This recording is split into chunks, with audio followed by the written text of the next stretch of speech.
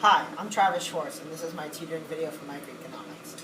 Today I'm going to be talking about opportunity cost, specialization, and trade. Opportunity cost is how much you have to give up of one object to get one of the other. This is better shown through an example.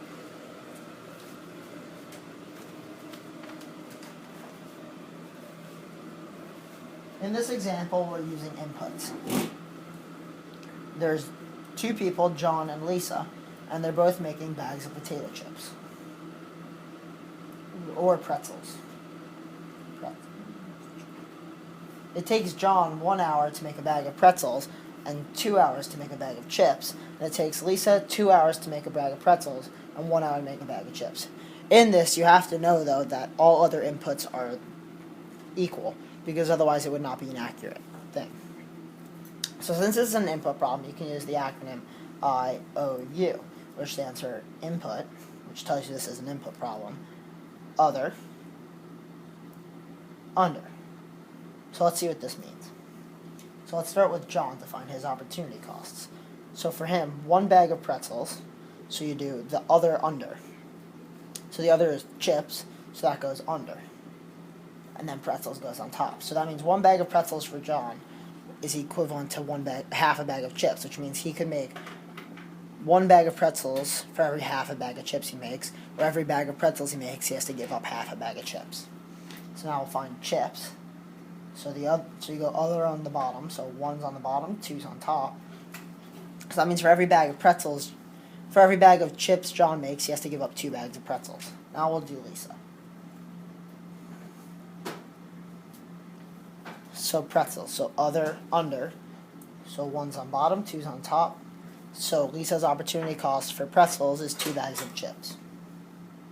And then for chips, other, under, so 2's on bottom, 1's on top. So her opportunity cost for chips is half a bag of pretzels. So now to find who should specialize in what in order to trade in the most optimum way, you find who has the lower opportunity cost. So for pretzels, so John's opportunity cost for pretzels is half a bag of chips, and Lisa's is 2 bags of chips. So John should specialize in pretzels. For chips, John's opportunity cost is 2 bags of pretzels, and Lisa's is half a bag of pretzels. So Lisa should make chips. Now we have to determine the trade rate. The trade rate is how much each is worth in terms of the other. So to find this, we'll start with 1 on top and 1 on bottom. So we'll do pretzels per chips. So what you do is you find the minimum for each. So for John, 1 bag of pretzels is equivalent to half a bag of chips. So that means that every bag of chips is worth half of a bag of pretzels. So that means 1 bag of pretzels equals half a bag of chips. So then that's the lowest it could be. So the trade rate's in between that and then Lisa's opportunity cost was 2 bags of chips. So for them both to benefit from trade, the trade rate has to be in between these two.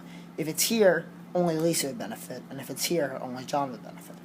Now to determine to show that they benefit, you have to do before and after for the trade and specialization. So before trade, John creates pretzels and chips, and we're going to say that they have 20 hours each, and we'll split it up evenly. So John would make 10 bags of pretzels and 5 bags of chips, and since the trade rate's 1, they have an equal value. So you can just say he has a total of 15 bags, or the value is 15. Lisa will make 5 bags of pretzels and 10 bags of chips for a total of 15 bags. Now after trade and specialization, John will make only pretzels, so he'll have 20 bags of pretzels, because he can put 20 hours in, so he'll make 20 bags, and 0 bags of chips. And Lisa will make 0 bags of pretzels and 20 bags of chips. So this is their specialization. Now they trade.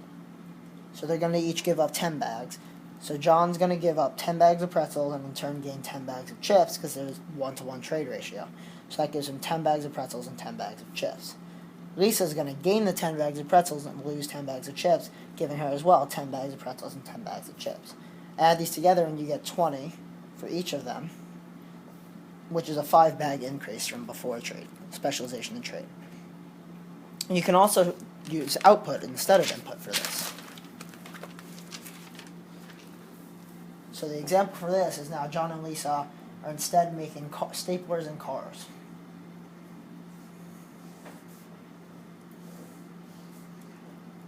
So for this, all inputs are constant throughout both, and then you're just determining how much they can make of each. So for this, John can make 200 staplers and 100 cars, and Lisa makes 50 staplers and 50 cars. So this is a good time to talk about absolute advantage, because which is when whoever can make more of the other just blatantly. So for this, John has absolute advantage in staplers and cars, because he can make more staplers than Lisa and more cars than Lisa. But as you'll see, he cannot have comparative advantage in both, because that's mathematically impossible. That'll be proven now. So now for this, you use the OOO, which is output, other, over. So what you do here is you take one stapler equals, so you take the other and put it over. So 1 over 2, just dividing each of these by 100. So you get one stapler equals half a car. So that means opportunity cost for staplers is half a car. Then you do the reverse and you get one car is half a stapler. Is two staplers. And now we'll do Lisa. Since Lisa can make the same amount of staplers and cars, her opportunity cost has to be 1, because for each car she can make the equal amount of staplers. So for one stapler, she can make one car. For one car, she can make one stapler. Now to find the trade rate, we'll do staplers per cars. So the lowest it could be is Lisa's, which is one stapler per one car. And then the highest it can be is John's, which is two staplers per one car. The trade rate has to be somewhere in between here. Now let's find out who should specialize in what. So for staplers, John's opportunity cost is 1/2 of a car, and Lisa's is one car. So John should make staplers because his is lower. John's opportunity cost for one car is 2 staplers, which is higher than Lisa's one stapler, so Lisa should make cars. Now we'll do a before and after to show how they benefit from trade. So John will make staplers and cars. So we'll say they'll have double the amount of inputs used to make this chart. So John will have 200 staplers and 100 cars. Lisa will have 50 of each. For this, we'll make the trade rate equal to 3 staplers for 2 cars. So now to find the total value, since they're not equally weighted in terms of trade and their trade value, you have to use the trade rate to determine their total values. So to do this, since every 3 staplers is equal to 2 cars, you can multiply the number of staplers by 2 and the number of cars by 3, giving you a 400 plus 300 or 700 total value in terms of trade. And then you can do the same for her, and you get 250 total trade. Now we'll do after specialization and trade. So with specialization, since John's making staplers, he'll make 400 staplers and 0 cars. Lisa will make 0 staplers and 100 cars. John's going to trade away 150 staplers and get 100 cars in return, because the trade rate's every 3 staplers is 2 cars, so divide this by 3, you get 50 times 2, 100. So he'll finish with 250 staplers and 100 cars. Lisa will gain the 150 staplers and lose all of her 100 cars. So she'll finish with 150 staplers and 0 cars. Now we'll find the total value again. And we'll get that.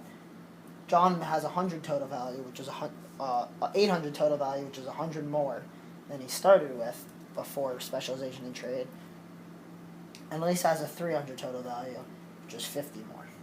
So as seen here again during input and output, specialization and trade benefits both people involved.